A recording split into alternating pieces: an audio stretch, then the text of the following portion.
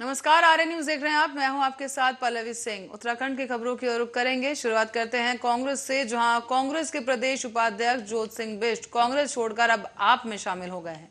उन्होंने शुक्रवार को ही दिल्ली में आम आदमी पार्टी की सदस्यता ली और उन्हें पार्टी के शीर्ष नेता और दिल्ली के उप मुख्यमंत्री मनीष सिसोदिया ने पार्टी की सदस्यता दिलाई है। आम आदमी पार्टी के प्रदेश अध्यक्ष दीपक बाली ने भी कहा कि आप पार्टी का परिवार प्रदेश में लगातार बढ़ रहा है और केजरीवाल की नीतियों को लोग समझने लगे हैं। उन्होंने ये भी कहा कि ज्योत सिंह बिष्ट द्वारा आप पार्टी का दामन थामने से जहां एक और आप पार्टी मजबूत होगी, तो वहीं उनके सालों के तजुर्बे से पार्टी को एक नई ताकत मिलेगी। उन्होंने हालांकि ये आरोप भी लगाया है कि कांग्रेस डूबता हुआ जहाज है जिस पर सवार होना डूबने के समान है और ज्योत सिंह बिष्ट एक सुलझे हुए नेता हैं जिनका प्रदेश के प्रति एक गहरा विजन है। उन्होंने आप पार्टी का दामन थामकर प्रदेश के लिए अपनी सोच को उजागर किया है। उन्होंने ये भी कहा कि आज देहरादून स्थित प्रदेश कार्यालय में प्रदेश प्रभारी दिनेश मोहनिया और ज्योत सिंह बिष्ट पहुंचेंगे, जहां उनका स्वागत होगा और इसके बाद वो मीडिया से रूबरू भी होंगे। तो वहीं कांग्रेस छोड़कर आम आदमी पार्टी में शामिल हुए कांग्रेस के पूर्व प्रदेश उपाध्यक्ष ज्योत सिंह बिष्ट ने कहा कि कांग्रेस के नेतृत्व कर रहे लोग व्यक्तिगत हितों के लिए संघर्ष कर रहे हैं।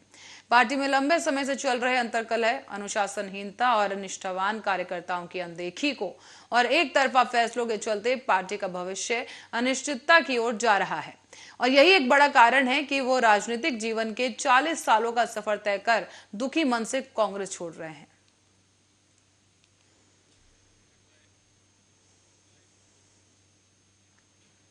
और इसी बीच विधानसभा चुनाव में सीएम पुष्कर सिंह धामी की खटीमा से हुई हार पर प्रायश्चित करने के लिए सिसैया बांधा के लोगों ने सांकेतिक जल समाधि का ऐलान किया था। इसी के तहत शनिवार को यहां ग्रामीणों ने सांकेतिक जल समाधि ली। साथ ही यहां की समस्याओं को लेकर सीएम पुष्कर सिंह धामी का ध्यान खींचा है। नेपाल सीमा से लगे 22 पुल की उप शारदा नहर पर सिसैया बांधा है, जहां पर बंदा झनकैया उरपसा और बगुलिया मेघालय मेघाघाट ऊंची बगुलिया के ग्रामीणों ने मुख्यमंत्री के खटीमा चुनाव हारने के कारण जल समाधि लेकर प्रायश्चित किया। इससे पूर्व शारदा डैम के ऊपरी हिस्से में बसे हुए ग्रामीणों ने शनिवार को सांकेतिक जल समाधि पर घोषणा की थी। और आपको बता दें कि तहसीलदार शुभांगिनी ने शुक्रवार को 22 पुल स्थित शारदा नहर का जायजा भी लिया। उन्होंने मौके पर पहुंचकर जल समाधि के लिए चयनित स्थान का निरीक्षण किया है। साथ ही नहर के पानी का स्तर मापा और नहर के आसपास साफ सफाई भी करवाई। इस दौरान तहसीलदार ने ग्रामीण जनप्रतिनिधियों और 22 पुल के आसपास रहने वाले लोगों से भी पूछताछ की है और उन्हें जल समाधि लेने वाले ग्रामीणों की संख्या समेत कई अन्य जानकारी भी ली गई। तहसीलदार ने यह बताया है कि जल समाधि के दौरान सुरक्षा व्यवस्था के तहत फोर्स तैनात रही।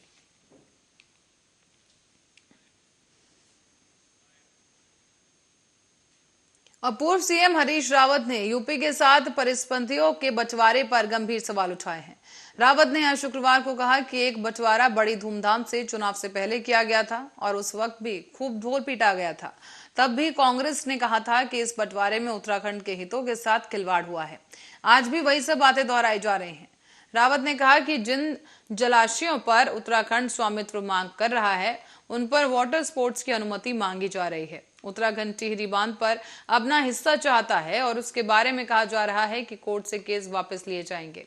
हर उपयोगी जमीन का समझौता में कहीं उल्लेख नहीं होगा और ये जरूर है कि यूपी को भागीरथी जरूर मिल जाएगी। भागीरथी जैसी अतिथि आवास बनाने की अनुमति जरूर मिल जाएगी, मगर उत्तराखंड को इस समझौते से कुछ भी हासिल होता नहीं दिखाई दे रहा। रावत ने सीएम से मांग की है कि बंटवारे के ब्यौरे को विधानमंडल पटल पर रखें।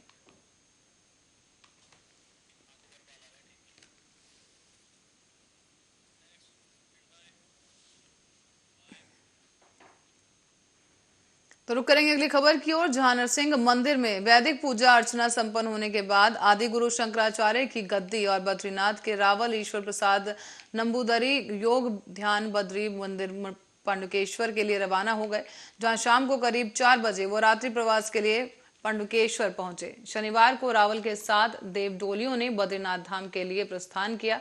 इसके साथ ही गाड़ू घड़ा तेल कलश यात्रा भी बद्रीनाथ धाम के लिए रवाना हो गई है। आपको बता दें कि 8 मई को सुबह ब्रह्म मुहूर्त में 6:15 पर बद्रीनाथ धाम के कपाट खोल दिए जाएंगे। शुक्रवार को जोशीमठ नरसिंह मंदिर में वैदिक पूजा संपन्न होने के बाद ही आदिगुरु शंकराचार्य की गद्दी रावल ईश्वर प्रसाद नंबूदरी और धर्माधिकारी भुवन चंद्र उनियाल के साथ ही श्री बद्रीनाथ केदारनाथ मंदिर समिति के वेद पाठी आचार्य ब्राह्मण और अधिरिगण योग ध्यान बद्री मंदिर पांडुकेश्वर के लिए रवाना हुए। इस दौरान नरसिंह मंदिर में स्थानीय महिलाओं ने मांगल गीत गाते हुए यात्रा को विदा किया और इसके साथ साथ जय बद्रीनाथ के जय घोष के साथ भगवान नरसिंह की नगरी जोशीमठ गुंजियामान हो गई। इस दौरान आपको ये भी बताते चलें कि बीकेटीसी के उपाध्यक्ष किशोर पावर ने कहा है कि धाम में तीर्थयात्रियों को कोई असुविधा नहीं होने दी जाएगी।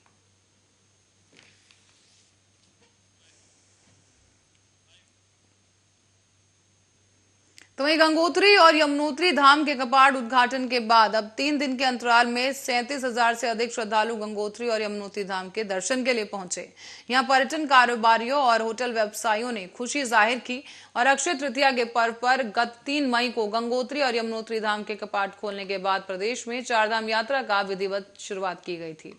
तो वहीं शुक्रवार को बाबा केदारनाथ धाम के कपाट भी विधिवत रूप से श्रद्धालुओं के दर्शन के लिए खोल दिए गए। हालांकि दोनों धामों में अब तक कुल 37,000 से अधिक यात्री मां गंगा और यमुना के दर्शन कर चुके हैं। यहां पर गत बुधवार को देर शाम तक गंगोत्री धाम में 18,000 और यमुनोत्री धाम में 18,000 से ज्यादा तीर्थयात्री मां गंगा और मां यमुना के दर्शन के लिए पहुंचे थे। यहां केदारनाथ धाम में पहले ही दिन आस्था का सैलाब देखने को मिला। आलम यह था कि यात्री सुबह 3 बजे से ही दर्शन करने के लिए लाइन में खड़े होने शुरू हो गए, जबकि देर शाम को दर्शन के लिए लाइन में भक्त लाइनों में अपनी बारी का इंतजार करते हुए दिखे। सुबह केदारनाथ मंदिर से करीब 1 किलोमीटर भक्तों की लंबी लाइन लगी रही।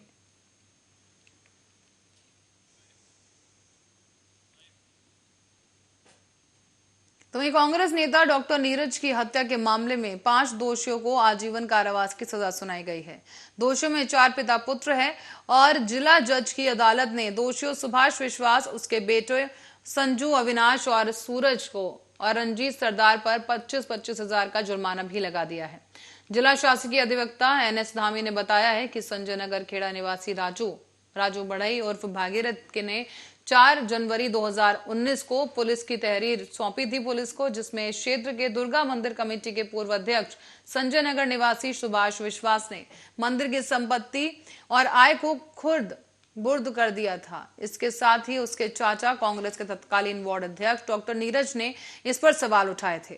इसे लेकर ही आरोपी डॉक्टर नीरज से रंजिश रखता था और आरोप था कि मामले में 4 जनवरी 2019 को मंदिर परिसर में एक बैठक बुलाई गई। अविनाश, सूरज और संजय नगर खेड़ा निवासी रंजीत सरदार के साथ वहां पहुंचा और आरोपियों ने डॉक्टर नीरज से मारपीट की। संजू ने तमंचा निकालकर डॉक्टर नीरज के सर पर गोली मार दी और इसी दौरान उनकी मौके पर ही मौत हो गई। सुनवाई के दौरान जिला जज प्रेम सिंह खिमाल की अदालत में ये सुनवाई हुई, जहां पर आरोपियों को सजा दी गई है।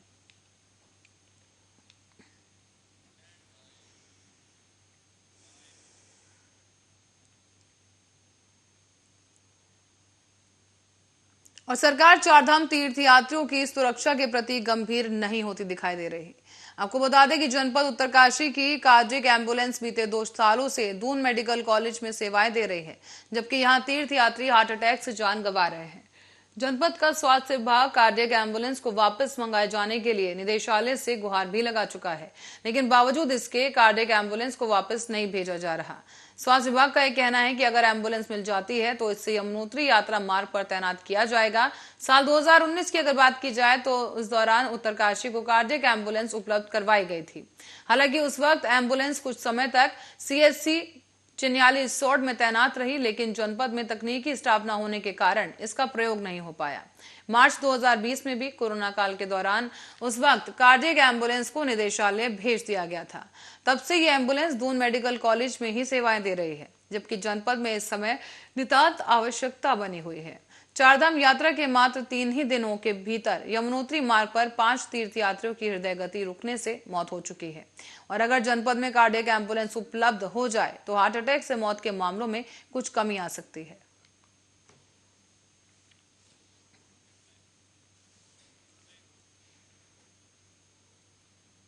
और केंद्र सरकार ने प्रधानमंत्री गरीब कल्याण अन्न योजना के तहत सितंबर तक आवंटित होने वाले उत्तराखंड के गेहूं का जो कोटा है वो घटा दिया है। अब राष्ट्रीय खाद्य सुरक्षा योजना के तहत अंत्योदय और प्राथमिक परिवारों के राशन कार्ड धारकों को अब अगले महीने से गेहूं कम और चावल ज्यादा मिलेंगे। केंद्र सरकार की ओर से कुछ राज्यों और केंद्र शासित प्रदेशों में भी प्रधानमंत्री गरीब कल्याण अन्न योजना के तहत आवंटित किए जाने वाले गेहूं की मात्रा को कम कर दिया गया है। खाद्य और सार्वजनिक वितरण मंत्रालय ने कहा कि गेहूं के घटे हुए कोटे की भरपाई चावल से की जाएगी और कुछ राज्यों को मुफ्त वितरण के लिए गेहूं नहीं मिलेगा। इसकी वजह गेहूं की कम खरीद होना बताया जा रहा है।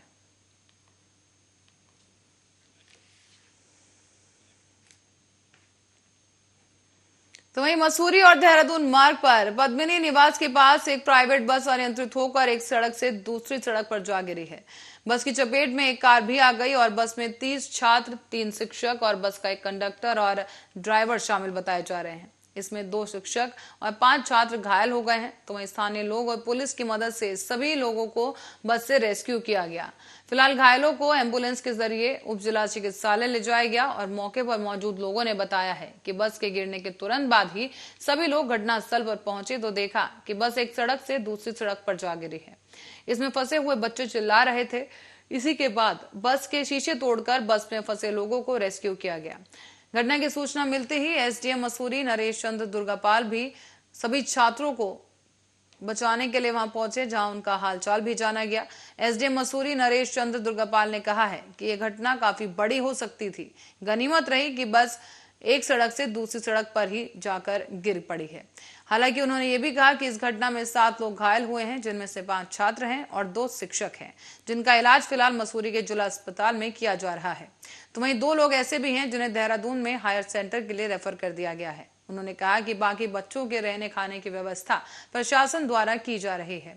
बस लेकर भी कई सवाल खड़े हो रहे हैं। ऐसे में हुई घटना की रिपोर्ट तैयार करके जिलाधिकारी को सौंपी जाएगी। इस घटना की मजिस्ट्रियल जांच भी कराई जा सकती है और अगर बस संचालकों की लापरवाही मिली तो उनके खिलाफ कार्रवाई की जाएगी।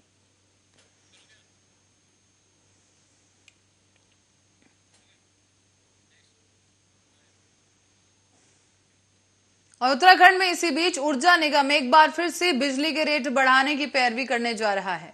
इसके लिए निगम विद्युत नियामक आयोग को भेजने के लिए प्रस्ताव तैयार करने में जुट गया है। ऊर्जा निगम पूरे देश में बिजली संकट और बाजार से सस्ती बिजली उपलब्ध न होने को उत्तराखंड में दर बढ़ाने का आधार बना रहा है। निगम का तर्क है कि 12 रुपए प्रति यूनिट बिजली खरीद का जनता को 4 रुपए में इसको दिया जा रहा है।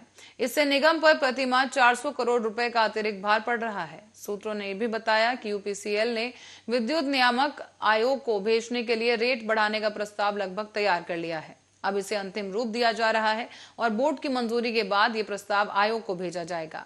सूत्रों का यह भी कहना है कि यूपीसीएल प्रति यूनिट करीब 5 पैसे की वृद्धि का प्रस्ताव बना रहा है और इस तरह से एक महीने में 200 यूनिट तक बिजली खर्च होने की स्थिति में उपभोक्ताओं पर प्रति बिल 10 रुपए के अतिरिक्त भार पड़ सकता है।